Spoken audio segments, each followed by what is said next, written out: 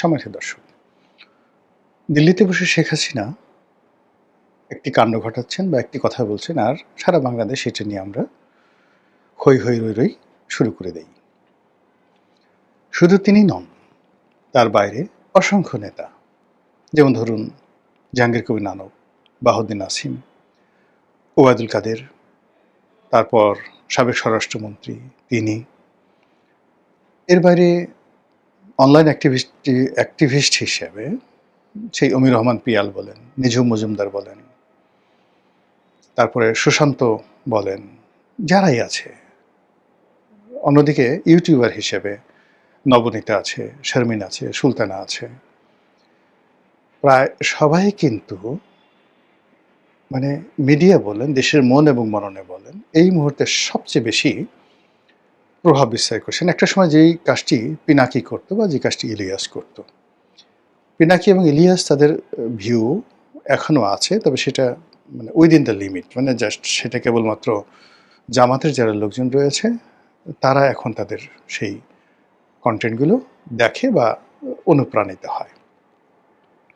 কিন্তু এমন একটা সময় ছিল যখন এদেরকে আমরাও প্রমোট করতাম। আমরা যারা এখানে বাংলাদেশের মেইন স্ট্রিমে আছি, তখন আওয়ামী লীগ জামানাতে দেখুন দেখা গেল পিনাকিকে নিয়ে একটা ভিডিও করা পজিটিভ, এটা অকল্পনীয়, বাট আমি এটা করতাম, খুব কৌশলে করতাম। পিনাকিকে নিয়ে লিখতাম। ইলিয়াসকে নিয়ে আমার আসলে কখনো কোনো কিছু বলা হয়নি, লেখা হয়নি। এর কারণে এই ভদ্রলোক মানে বয়সে একেবারেই তরুণ আমার চাইতে। আর আমি আসলে কখনো ফেস টু ফেস তাকে দেখিনি, নেভার এভার ইন লাইফ, সামনাসামনি কখনো দেখিনি। তারপরে তার সঙ্গে আমার কখনো কথাও হয়নি। কেবলমাত্র অনলাইনের মাধ্যমে যখন সাংবাদিক ইলিয়াস এই নামগুলো আসছে, একটা দুটো ভিডিও জাস্ট দেখার চেষ্টা করেছি। কিন্তু যখন দেখেছি যে তিনি কেবলই মাত্র সেক্স, ভায়োলেন্স এবং অন্যের গীবত, এটাই তার ধারণা, গালাগাল করেন, তখন আসলে মূলত আর আমি কখনো তার সম্পর্কে দেখা সাক্ষাৎ হয়নি। কিন্তু তার একটা বিরাট ভক্তকুল রয়েছে বাংলাদেশে, এটা অস্বীকার করার উপায় নেই। সেই তুলনায় পিনাকির সঙ্গেও কিন্তু আমার কখনো দেখা হয়নি। পিনাকি হয়তো আমার সমবয়সী। তারপর আমি যখন খবরে চাকরি করতাম, তখন সে মাঝে মধ্যে আসতো, আমার মনে পড়ে আমি তাকে একবার দুবার দূর থেকে দেখেছি। একবার জায়জাদিন অফিসে, তাকে জায়জাদিন না, মানে যাকে বলা হয় বিচিন্তা অফিসে তাকে দূর থেকে দেখেছি, ওরকম মনে হলো। বা সিপিবি অফিসে হয়তো একবার দুবার দেখেছি, দূর থেকে দেখেছি। তো এখন সে আমাকে মনে করতে পারে কিনা জানি, but I could remember at that time. খবরেও তাকে একবার দুবার আমি দেখেছি, দৈনিক খবরে। আমি তখন চিত্রবাংলাতে চাকরি করি বা খবরে চাকরি করি। কিন্তু তার সঙ্গে আমার কখনো ওভার টেলিফোনে বা মুখোমুখি কথা হয়নি। কিন্তু আওয়ামী লীগ জামানাতে আমাদের যে অনলাইনের একটা ফাইটিং ছিল অ্যাগেনস্ট দ্য আওয়ামী লীগ, তো সেখানে যেহেতু ইলিয়াসকে ওভাবে ধরতাম, কিন্তু পিনাকি, আমি মোটামুটি আমরা একইভাবে একটা যাকে বলা হয় ধারাবাহিকতা বজায় রাখার চেষ্টা করতাম। তো সেদিক থেকে এখন ওরা মানে দেখা গেল যে ইউনূস জামানাতে তারা খুবই প্রভাবশালী ছিলেন, পিনাকি এবং ইলিয়াস, এবং এদের কথা মতে আসলে মূলত সরকার পরিচালিত হয়েছে বা ইনফ্লুয়েন্সড হয়েছে, ইনক্লুডিং সেনাবাহিনী সহ। অনেক বড় বড় জেনারেলরা তার সাথে যোগাযোগ রক্ষা করেন। কিন্তু এই জামানাতে এসে সেই ইলিয়াস, পিনাকি এবং তার সঙ্গে সঙ্গে বাংলাদেশে তাদের যে সকল হ্যান্ডস আছে, সেই হ্যান্ডসটা আসলে মূলত একেবারেই এখন ইনঅ্যাক্টিভ। তারা এখন মানে সেই তাদের যে রাজত্ব, তাদের যে দাপট, সেটার পরিবর্তে এখন শুধুমাত্র যে কথাবার্তাগুলো বলছে ভিউয়ারদের মধ্যে, মানে তাদের যারা দর্শক রয়েছে তাদের মধ্যে তারা ইনফ্লুয়েন্সড হচ্ছে। কিন্তু সেই দর্শকদেরকে তারা যেভাবে তার আগে যে কাজগুলো করাতে পারতেন, সেটা তারা এখন করাতে পারছেন না। অন্যদিকে বিএনপির আসলে কখনোই ওইরকম অনলাইন ইনফ্লুয়েন্সার ছিল না। পিনাকি বা ইলিয়াস তারা যেটা করছে জামাতের জন্য করেছে, কিন্তু এটা আলটিমেটলি বিএনপির পক্ষে আসছে, অনেকটা খলিলুরের পক্ষে আসছে, অনেকটা ইউনূস সাহেবের পক্ষে আসছে, বিপ্লবের পক্ষে আসছে। কিন্তু তাদের যে মাস্টার মাইন্ড সেটআপটা ছিল মূলত একটি ভারত বিরোধী প্রোপাগান্ডা চালানোর জন্য, একটা ইসলামিক যে রেভলিউশন, এটার জন্য মূলত তারা চেষ্টা করেছে, হোয়াট এভার মেবি। তো সেই দিক থেকে যেটা হলো যে বিএনপির ওইরকম স্পেসিফিক কোনো ফেজ দেখতে পারবে না। বিএনপি শুধু মুশফিক ফজল আনসারী, সে নিউ ইয়র্কে বসে সেখানে নিয়মিত হোয়াইট হাউসে যেতেন এবং ওইটাই বিএনপি যাকে বলা হয় ম্যাটেরিয়ালাইজ করার চেষ্টা করতে, এবং বিএনপির অনলাইন অ্যাক্টিভিজম একেবারে জিরো ছিল। মুশফিক ফজল আনসারী যেটা করেছে, সে শুধুমাত্র একজন সাংবাদিক হিসাবে, করেসপন্ডেন্ট হিসেবে হোয়াইট হাউসে অ্যাটেন্ড করেছে এবং ইংরেজিতে প্রশ্ন করেছে, এবং প্রশ্নগুলো মানে ওই প্রশ্ন করেছে, ইংরেজিতে প্রশ্ন করেছে, হোয়াইট হাউসে ঢুকছে, এটাই বিএনপির জন্য অনেক বড় পাওনা ছিল। আর বাংলাদেশে বিএনপির পক্ষেভাবে লেখার মতো আসলে কেউ ছিল না। টুকটাক যেটা লিখেছি আমি লিখেছি 2014 থেকে। তারপর জাহিদিনের শফিক রহমান সাহেব লিখেছেন, আরও অনেকে লেখার চেষ্টা করেছেন, কিন্তু এটা 2021-এর পরে একমাত্র আমি ছাড়া আর বাংলাদেশে আসলে বিএনপির পক্ষে কলম ধরার মতো এরকম কোনো লোক ছিল না। তো এই হলো অবস্থা। কিন্তু এখন কি হলো? এখন যেটা হয়েছে সেটা হলো পুরো অনলাইন জগৎ, ভার্চুয়াল জগৎ, ইউটিউব, এটা আওয়ামী লীগের দখলে।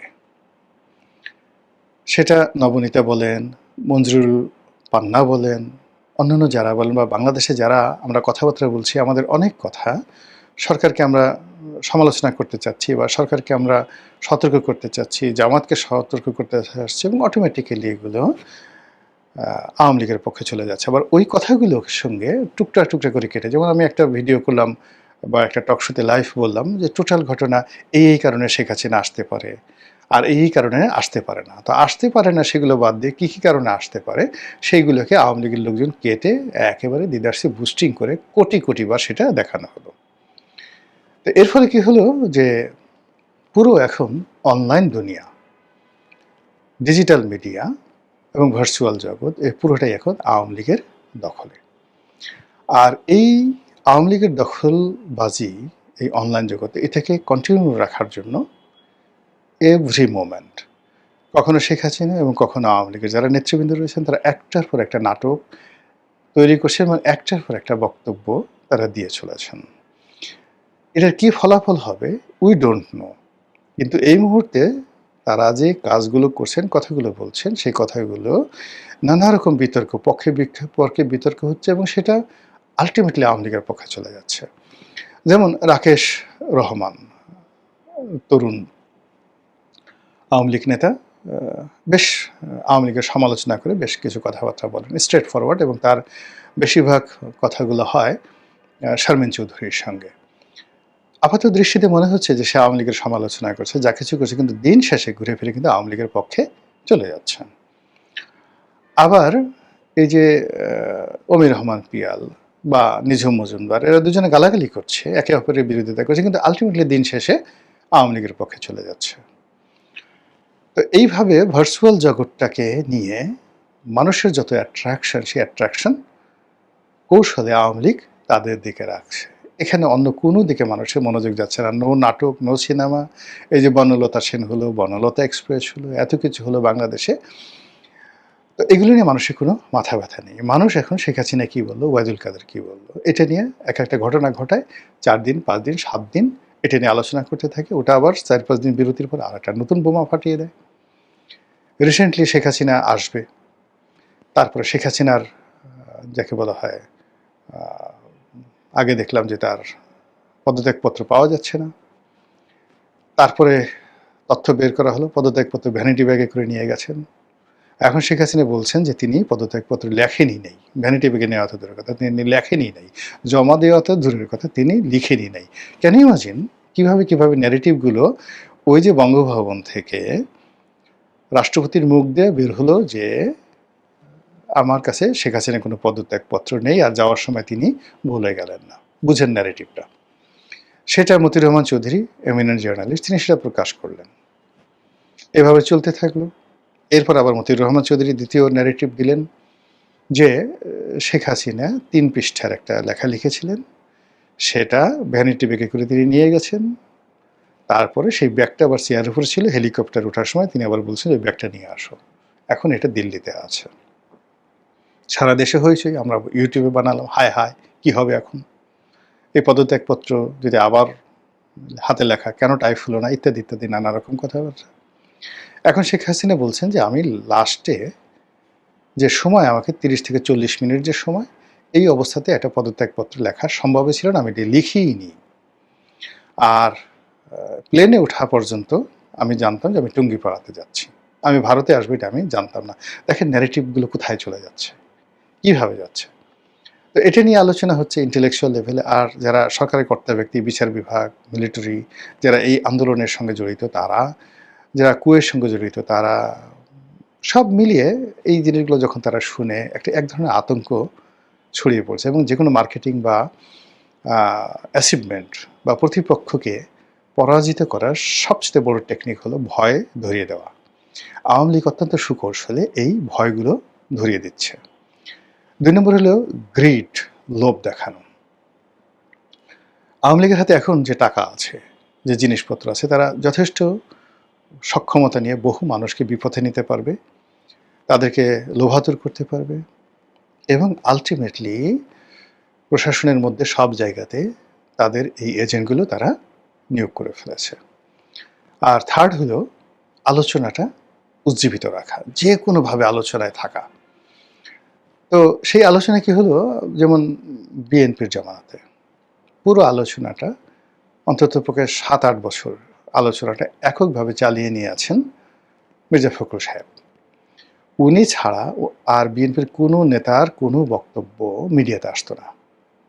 কেউ তার মানে কোনো ন্যারেটিভই তৈরি করতে পারতেন না। আর দলের মধ্যে তারেক রহমান সাহেব সেখানে লন্ডন থেকে কথাবার্তা বলতেন, কিন্তু এগুলো মিডিয়া যেহেতু নিষিদ্ধ ছিল, তার বক্তব্য মিডিয়াতে আসতো না। একমাত্র মির্জা ফখরুল সাহেব লাস্ট 10 ইয়ার্স বিএনপিকে বাঁচিয়ে রেখেছেন। তো সেই মির্জা ফখরুল ইসলাম একা যতটুকু বাঁচিয়ে রেখেছেন তার চেয়ে ১,০০০ গুণ এখন শেখ হাসিনা বলছেন, ওবায়দুল কাদের বলছেন, যে যা বলছেন সবাই মির্জা ফখরুলের যে ওই সময়তে ইফেক্টিভনেস ছিল আওয়ামী লীগ জামানাতে, তার চেয়ে ১,০০০ গুণ ইফেক্টিভনেস নিয়ে দেশি বিদেশি পত্রপত্রিকা, মানে শুধু বাংলাদেশ না, ইকোনমিস্টের মতো পত্রিকা, টাইম ম্যাগাজিনের মতো পত্রিকা, নিউ ইয়র্ক টাইমসের মতো পত্রিকা, ওয়াশিংটন পোস্ট, আনন্দবাজার, ভারতের দ্য হিন্দু, ইন্ডিয়ান এক্সপ্রেস, পাকিস্তানের দ্য ডন, সব জায়গাতে শেখ হাসিনার পত্রিকা মানে কথাবার্তা যেভাবে ছাপা হচ্ছে, যেভাবে রাশিয়া, পাকিস্তান, ভারত, দুবাই সবাই মানে এই বাংলাদেশের প্রসঙ্গ নেই, including America, white house, Kremlin, সবাই ব্যস্ত হয়ে পড়েছে। আপনি বুঝতে পারছেন যে এই জিনিসটা কীভাবে একটা হট কেক তৈরি হচ্ছে, কীভাবে একটা যাকে বলে অগ্নুৎপাত ঘটার জন্য একটা জ্বালামুখ তৈরি হচ্ছে, কীভাবে একটা অগ্নুৎপাত ঘটানোর জন্য জ্বলন্ত লাভা টকবক করে ফুটছে। এবং এটা আওয়ামী লীগ খুব কৌশলে ম্যাটিকুলাসলি কাজটা করছে। এবং তারই ধারাবাহিকতায় অতি সম্প্রতি ওবায়দুল কাদের সাহেব তিনি বলেছেন যে একটা সমাবেশে যে সেনাপ্রধানের নিয়োগ এবং রাষ্ট্রপতির নিয়োগ এটি শেখ হাসিনার ভুল সিদ্ধান্ত ছিল। এটা নিয়ে তো আওয়ামী লীগের যাদের মুখ আছে, যাদের কথা শুনে তারা গালাগালি করে ওবায়দুল কাদের, হ্যাঁ এতদিন কোথায় ছিলেন, কেন বলেননি, ওটা বলেননি। আওয়ামী লীগপন্থী যারা সাংবাদিক আছেন তারাও মানে আলোচনা করেছেন। ওই দিন আমির হোসেন আমু বলেছেন, ওইটা বলেছেন। আমার বন্ধু নঈম নিজামও তিনি বলেছেন যে আমির হোসেন আমু বলেছেন তুফাইল আহমেদকে বানান, আমাকে বানান। সেদিন ওবায়দুল কাদের মানে বলেননি কেন, এখন তিনি বলছেন কেন? সো এই যে যা কিছু হচ্ছে এগুলো সবই কিন্তু আমরা আলোচনায় আসছে, যেমন আমার মেনশনে আসছে। এই আলোচনাটা নঈম নিজাম এই কথা লেখুক, লোকজন ওবায়দুল কাদেরকে গালাগালি করুক, এটা আলোচনার মধ্যে থাকুক, এটা শেখ হাসিনা চেয়েছেন এবং শেখ হাসিনার নির্দেশই তিনি ওবায়দুল কাদের এই কথাগুলো বলেছেন। ওবায়দুল কাদের এই যে কথাগুলো বলেছেন, কোনো অবস্থাতেই দলের লোকজন যে যাই বলুক না কেন তিনি নিজের থেকে কোনো কথা বলেন এই না। এটা একটা জাস্ট একটা ড্রামা। আগে যেটা বললাম ওবায়দুল কাদেরকে এই যে দিয়ে এই কথাগুলো বলানো, এর দুটো যাকে বলা হয় উদ্দেশ্য থাকতে পারে। প্রথম উদ্দেশ্য একেবারে সিম্পল, আলোচনাটা চাঙ্গা রাখা। দ্বিতীয় যে বিষয় সেটি হলো সেনাপ্রধান জেনারেল ওয়াকারুজ্জামান এবং বর্তমান রাষ্ট্রপতি তাদেরকে আওয়ামী লীগ থেকে বিচ্ছিন্ন করে দেওয়া, মানে এদের সঙ্গে আওয়ামী লীগের কোনো সম্পর্ক নেই, আওয়ামী লীগ তাদের শত্রু। বুঝতে পারছেন? এই কাজটা যদি আওয়ামী লীগ সুন্দরভাবে করতে পারে আর এই দুজন লোক যদি বর্তমান সরকারের আস্থাভাজন হয়, বিশ্বাসভাজন হয়, তাহলে কি হতে পারে আগামী দিনে। আচ্ছা গেল। এর বাইরে যে যেটা হলো সেটা হলো নেতিবাচক অর্থে আওয়ামী লীগ এই একটা মার্কেটে একটা প্রোপাগান্ডা ছড়িয়ে দিল। ছড়িয়ে দেওয়ার ফলে লোকজন কি ভাবে, মানে আওয়ামী লীগের ভিতরে শেখ হাসিনার বিরোধী যারা লোকজন আছে কয় পার্সেন্ট ওবায়দুল কাদেরের পক্ষে যায়, কয় পার্সেন্ট শেখ হাসিনার পক্ষে যায়, এটারও একটা জরিপ শেখ হাসিনা করে ফেললেন। কিন্তু আমি যতটুকু শেখ হাসিনাকে জানি, যতটুকু ওবায়দুল কাদেরকে জানি, শেখ হাসিনার ইঙ্গিত ছাড়া, গ্রিন সিগন্যাল ছাড়া ওবায়দুল কাদের যদি মরেও যান তিনি একটা উহ শব্দ উচ্চারণ করবেন না। একটা ছোট উদাহরণ দিয়ে ঘটনাটা শেষ করি। এটা কত সালে? এটা কি 2011 আগে 2005 বা 6 সালে হবে আর কি, বা 4 সনের দিকে হবে। এটা একরাম বলতে পারবে। মানে নোয়াখালীর যে এমপি আছেন একরামুল করিম, ও প্রথম আমার বন্ধু মানুষ সেই ওখানে সেক্রেটারি হলো। তো ওই যে সম্মেলনটা, ওই সম্মেলনটাতে ঢাকা থেকে আমি গেলাম, ওবায়দুল কাদের আর জুবাইদুল হক রাসেল, আমরা আমার গাড়িতে করে আমরা সেই সম্মেলনে যোগদান করতে গেলাম প্রধানমন্ত্রীর নির্দেশে। তখন প্রধানমন্ত্রী আমাকে চিনতেন কি চিনতেন না ডাজ নট ম্যাটার, যেহেতু কাদের ভাইয়ের সাথে আমার তখন একটা খুব ধরম মহরম সম্পর্ক। মধ্যে আবার জলিল ভাই যাচ্ছিলেন, আব্দুল জলিল সাধারণ সম্পাদক, তার গাড়ির চাকা পাংচার হয়ে গেল, তিনিও এসে আমার গাড়িতে উঠতেন। আমার ওই মুহূর্তে খুব ভালো একটা দামি গাড়ি ছিল, এই জন্য মানে কাদের ভাই সবসময় ভালো গাড়িতে চলতে পছন্দ করতেন। তা আমি, ওবায়দুল কাদের, শেখ হেলাল, তারপর শেষে আব্দুল জলিল সাহেব, আমরা এবার বহু জায়গাতে, বহু জেলাতে ভ্রমণ করেছি। হয়তো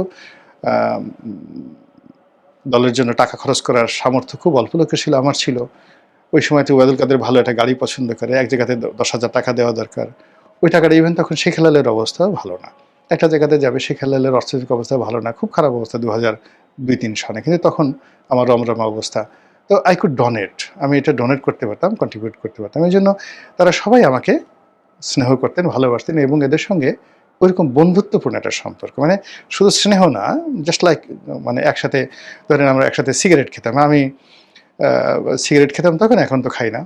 তো সেই শেখ হেলাল সিগারেট খাচ্ছেন, রনি ভাই আপনি করে বলতেন, রনি ভাই সিগারেট খান, তো তিনি সিগারেট আবার লাইটটা ধরাই দিতেন। ওবায়দুল কাদের সিগারেট খেতেন না, কিন্তু আমরা দুজন যেহেতু তার গাড়িতে, মানে শেখ হেলালের গাড়িতে বসে আমরা সিগারেট খাচ্ছি, কাদের সাহেব সেই দরজা বন্ধ এসির মধ্যে, তাকে সে সিগারেটের গন্ধ সহ্য করতে হয়েছে। This is our relation.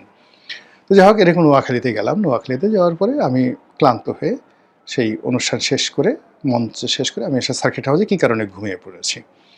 Obaidul Quader থেকে শুরু করে জলিল ভাই, এরা সবাই দুপুরে খাইতে বসছে। এখন কাদের ভাই বলেছে না রনি কই, রনির ছাড়া খাবো না। খুঁজে খুঁজে দেখা গেল আমি যে নোয়াখালী ভিআইপি রুমে ওখানে ঘুমাই পড়ছি। তো আমাকে ডেকে নিয়ে আসা হলো। এর মধ্যে প্রায় আধা ঘন্টা তারা একটু খাবার টেবিলে খাবার নিয়ে বসে আছে। তো মোর দেন 300-400 বা 500 লোক নোয়াখালীর নেতৃবৃন্দ যারা আছেন। তো মানে ওবায়দুল কাদের কথা বলতেছে, পিছন থেকে কে যেন একটা বলতেছে শেখ হাসিনার দালাল, বাইট করতেছে। তো ওবায়দুল কাদের বলতেছেন যে তোমরা আমাকে যতই দালাল বলো না কেন, আমি আসলে শেখ হাসিনার দালালই। আমি জানি শেখ হাসিনা যদি আমাকে আজকে এই পদ থেকে বাদ দিয়ে দেয়, তোমরা কেউ আসবে না। আমিও শেখ হাসিনা একই কথা শুনি, একই জিনিস শুনি, তারপরেও আমার রুটি রুজির জন্য, আমার বেঁচে থাকার জন্য, দল করার জন্য শেখ হাসিনার দালাল করতে হয়, এবং আমি এই কাজ করব। এই হলো ওবায়দুল কাদের। পাশে থেকে মানে আব্দুল জলিল সাহেব বলে, ও কাদের, দালালি কি আমি কম করি নাকি? That is open secret. সেই মানুষ শেখ হাসিনার বিরুদ্ধে এখন কথা বলবে, এবং তাও কলকাতাতে বসে, অসুস্থ অবস্থায়, এবং এখন তার এই অবস্থাতে, এটা মানে যাকে বলা হয় কিয়ামত হয়ে যেতে পারে, কিন্তু উনি এই বিরুদ্ধে কথা বলবেন না।